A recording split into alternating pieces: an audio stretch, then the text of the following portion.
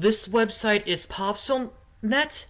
It's a World Bank website that has data for the income of people all over the world. So it's a good source if you want to know about what kind of income people are earning in different countries and what proportion of people in countries are earning what kind of income. So, I mean, if you need data about what kind of income people in the world are earning, this is the place you should go.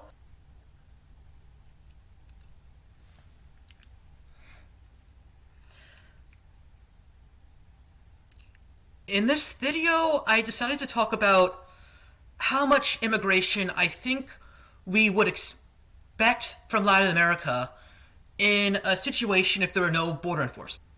So this is the maximum amount of illegal immigration I think we could expect in a situation where there were no border enforcement at all. Okay, so this column here is the proportion of El Salvadorians that are living above a certain poverty line. And the poverty line here is about $6 a day. Now again, that's per person per day. So if you multiply that by a family of 5 and then a 365 day, that's $11,000 per year. So this column is the proportion of El Salvadorans who are living above $11,000 a year in 2011 money, equalized to a household of 5 people. Now, the reason I chose that line is because at that point, that's the point where a household can pretty much afford a 1,000 square foot 3-bedroom house, a car, consumer appliances like refrigerators and stuff. So, I mean, at that point, the standard of living is so high that it's just not going to be worth it for anyone to emigrate, especially if they're like immigrating illegally and they're going to have to live life underground. So at that point, it's just not worth it to uproot yourself from your home and family, travel thousands of miles, sneak across the border to then have to live your life underground. Might be worth it if you're like going to quadruple your income and be able to come legally, but certainly not illegally. So as you can see, right now, about 65% of El Salvadorans are living above this marker here. So that means that over 2/3 of Salvadorans are like just too rich to even think about immigrating. So we're not going to see that much more immigration from El Salvador. Now, El Salvador's economy isn't quite rich enough to support that level of income, and the reason the population's richer than what you'd think their economy could support is because of like remittances. Like there are already immigrants living in the United States sending back money. So they don't need to immigrate because they already have people in this country sending them back money. Now the proportion of Guatemalans and Hondurans living above that line is about 50%. So from these numbers, you'd expect about half of Guatemalans and Hondurans are poor enough to think about immigrating to the United States. Since Guatemala has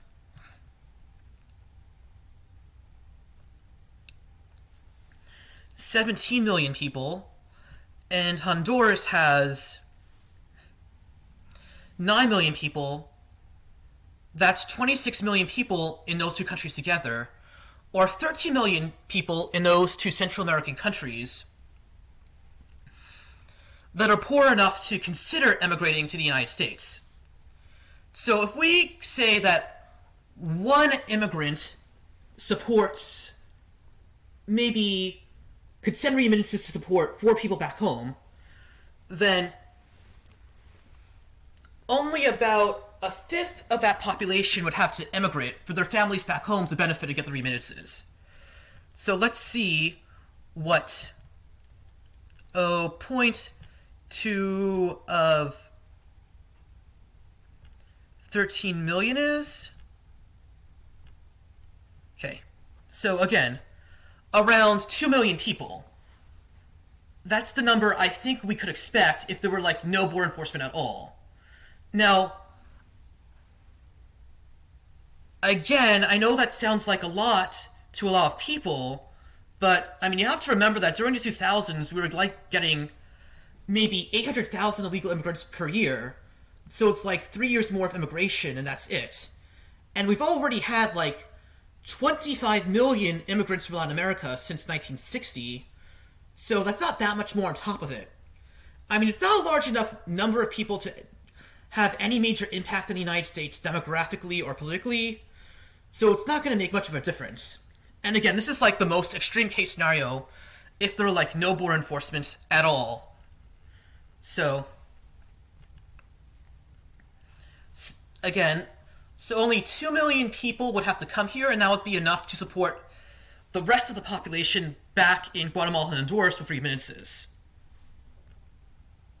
As you can see, Mexico, like more than 70% already living above that mark, so Mexico has gotten too rich to be sending large numbers of immigrants to the United States. At least illegally, if they would then have to live the rest of their lives underground and only be making so much more money than they would be if they were already back in Mexico. And South Americans are like too far away, so it's a lot more trouble to get here from South America. And again, South Americans as a whole are as richer than Mexico. So again, most people in South America are already earning too much money for it to be worth it for them to come here illegally anyway.